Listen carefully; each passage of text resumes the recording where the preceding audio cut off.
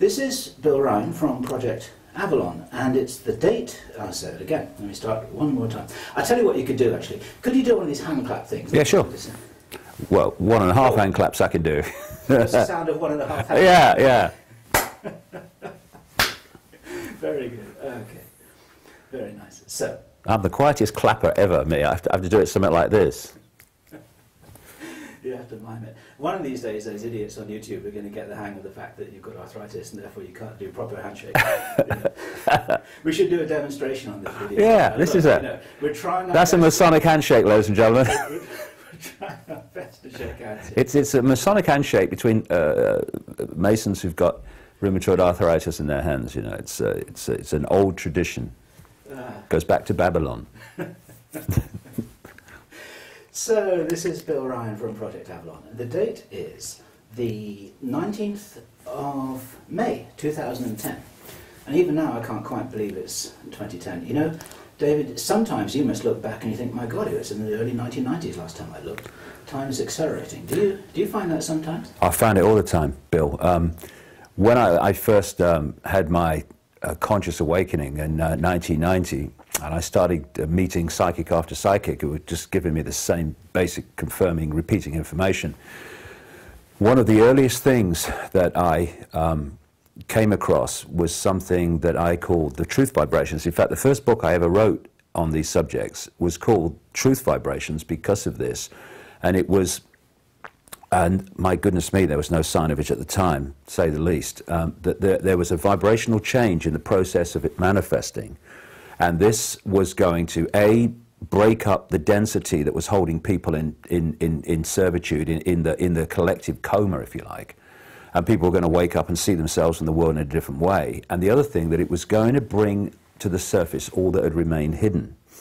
And again, you know, as we know, 1990, are you kidding? No sign of it. But look at it now. It's unbelievable, the number of people who are waking up all over the world to a new version of self in the world. And my goodness, how much information has hit the surface that wasn't there 20 years ago? How many, not 10 years ago, 5 years ago? It's an exponential curve. And one of the interesting aspects of this, which I, again, picked up in those early days, was one line through a psychic to me was, eventually time is going to pass so fast, it's going to be frightening. Because time and space, for me anyway, are not real. Well, we know that. They are a construct. If you take a computer disk and it's got information on it, and it's programmed with certain data, and you put it in the computer, that computer will read that data, and it will take that, if you like, digital level, information level, and it will put it on the screen as apparently time and space. And we're doing that. And the left brain is taking information and it's sequencing it. And the more quickly it makes that sequence happen, the more time seems to be passing quicker, and the reverse in the other way. And so, as people like Einstein said, if you sit in a dentist waiting room, then that sequence is not very fast. Oh my goodness me, oh God. And then you've got, I think it's in his analogy, you're in the company of a beautiful woman, and the sequence is real quick. What seems to be the situation is that this energetic change, as we change from an epoch of suppression to an epoch of expansion and enlightenment and awareness, is that it's having the effect of the way we decode reality, the way we decode sequence, appears to be being fundamentally affected. And I said in an article the other day, did April happen? Did we have March? If so, why did I miss it? Because that's what it seems to me. It's just extraordinary the way Christmas, when was Christmas? I mean, 2 years ago? I mean, it's just amazing what's happening. This awakening that you referred to, you saw that in front of your eyes at the Brixton Academy just a few days ago when you did your major new rollout presentation after the publication of your new book. And of course, this is why this interview is timed the way that it is, because let me talk to the the audience here, David's got a substantial amount of important new information, and in Brixton, that was the first time that you did your 8 or was it 9 hours talking about 8 hours actual talking, yeah. That was a pretty big rollout, and you told me the other day that you were blown away by the response that you got from those people, whereas 15 years ago you were playing to empty chairs. Things have changed, haven't they? Oh, it's extraordinary. You know, when I started out 20 years ago, despite, you know, not just the ridicule, the mass ridicule, but when I started to go around talking about stuff, of course I knew a lot less then now, as we all did, but it was like banging your head against a wall. You know, I would put the chairs out, no one would come basically, and then I'd talk to empty chairs and a few people, and I'd put the chairs back and go home, and that was a night. And you thought, no chance. This is going nowhere. But you know, as we all know, something drives you on. Something deep drives you on. Now, keep going, keep going. You think, oh, what's the point? Keep going. And over the last, particularly 10 years, I mean, maybe I started picking up really about 15, but then 10 and then 5, because the curve's going like that. It's just extraordinary, mate. I mean, all over the world, it doesn't matter what culture you go into. Of course, some are more suppressed and therefore closed-minded than others, but all over the world, it's extraordinary. You know, what I picked up in 1990 about these truth vibrations, this awakening, this the way this energetic change was going to break up the density that was holding us in servitude and ignorance. It's happening, and you know,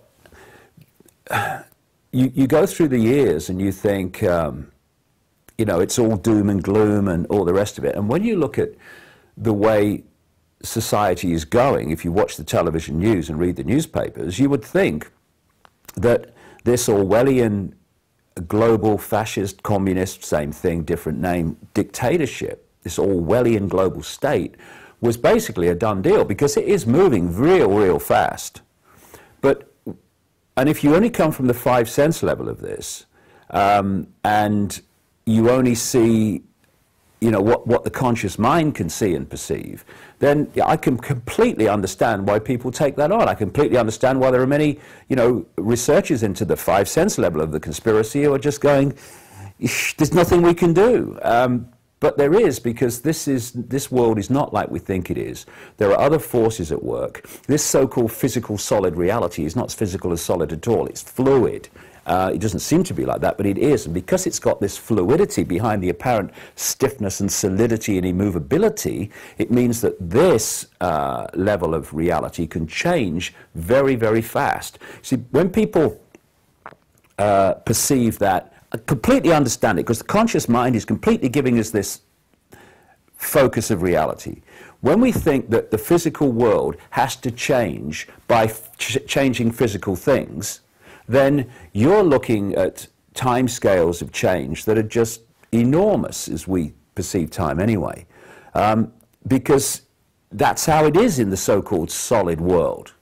But when you realize that this so-called solid world is actually just a holographic projection, and the real base reality of this universe is waveform vibrating information, then the speed that this world can change suddenly takes on dramatically different proportions. For instance, if you had a computer screen and you had to change that computer screen and what was on it physically, I mean, where do you bloody start? But that computer screen is a projection from information on a disk. Okay, so I want to change that. Okay, disk out, reprogram, press enter, disk in. Whoa, different world. And what's happening now as part of this whole truth vibrations transformation is the information construct of this universe is changing.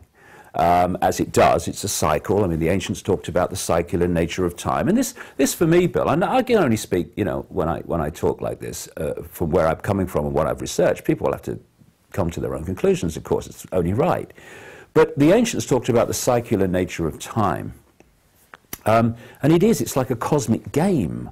And we go through different epochs, what the Indian culture calls yugas, and other people around the world have different names for them, where this cycle goes through times of great expansion, what the ancients called the Golden Age, and it goes through periods of suppression when things are not like that at all, and there's great challenges, and that's when control systems come in and all the rest of it. And then there are others that bring us back to where we started, and the whole sequence starts again. It's an interactive computer game in the simplest possible way, in that we are picking up information from the game, like the computer picks up information from the disk and puts it on the screen, but we are also, as with the internet, posting our unique contribution to this game. So it's an interactive game. We give and we receive in it.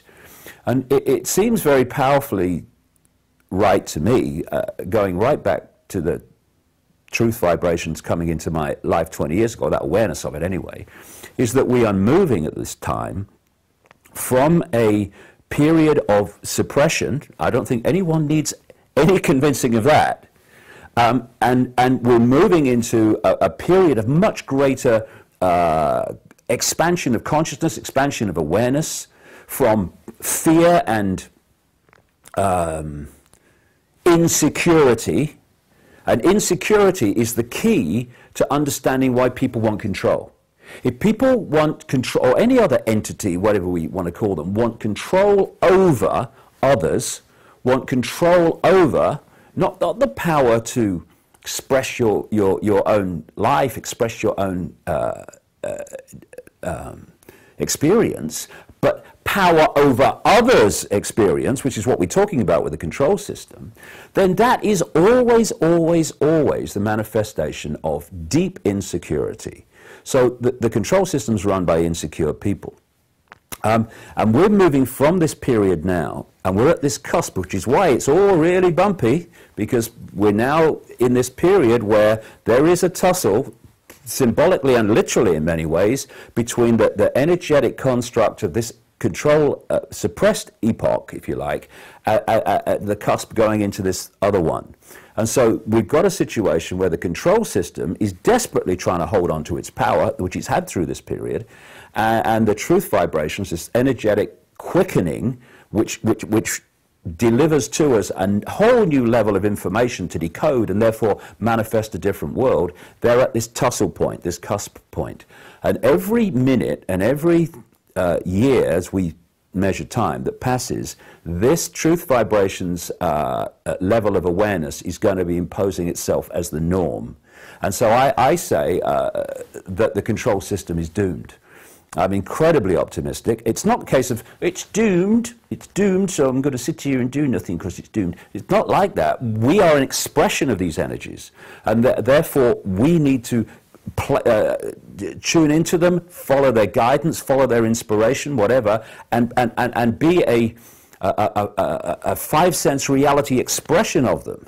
It's not just about sitting around letting it happen. We're making choices here. Are we going to go with this new flow of massive expansion and freedom and potential of unimaginable proportions compared with our reality here, or are we going to try to hold on to the world that we've lived in up to this point of control and suppression and winners and losers, and some must have, therefore a lot must lose, and all this stuff?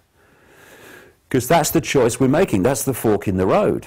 And people who hold on to this energy, this reality, are going to have some real challenging times. Everyone is, of course, because we're at this epoch of change, but really challenging times, because they're attaching their awareness, they're attaching their sense of reality to an energetic construct that is in its death throes.